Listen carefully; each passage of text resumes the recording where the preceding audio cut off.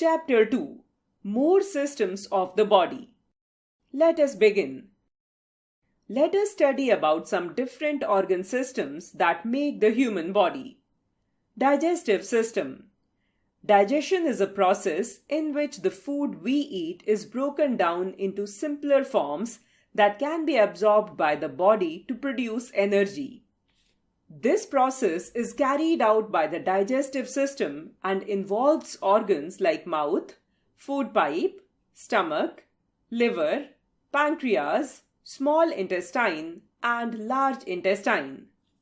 The digestion process starts in the mouth and ends when the waste is excreted out of the body through the anus. When you eat food, the salivary glands in the mouth release saliva which mixes with the food. This makes chewing easier. The 4 different kinds of teeth help in chewing the food. They are canines, incisors, premolars, and molars.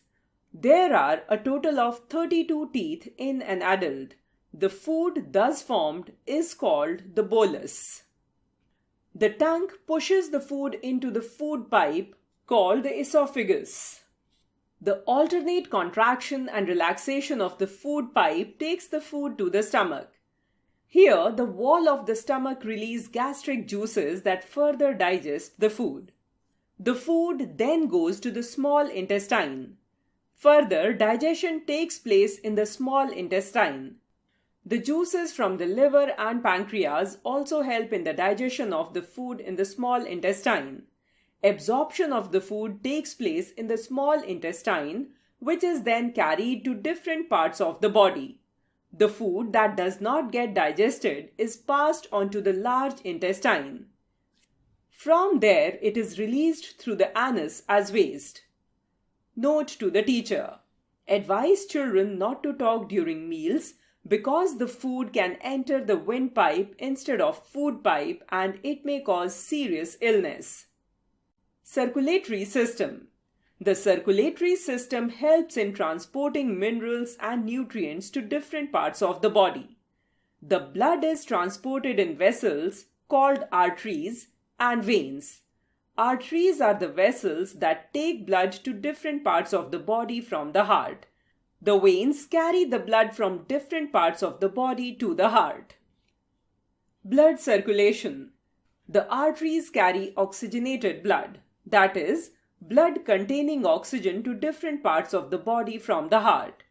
The veins carry deoxygenated blood, that is, blood containing carbon dioxide from different parts of the body to the heart. The heart pumps the blood to the lungs. Here, the blood gives out carbon dioxide and receives oxygen. The oxygenated blood flows back to the heart from where it is taken to different parts of the body. Respiratory system.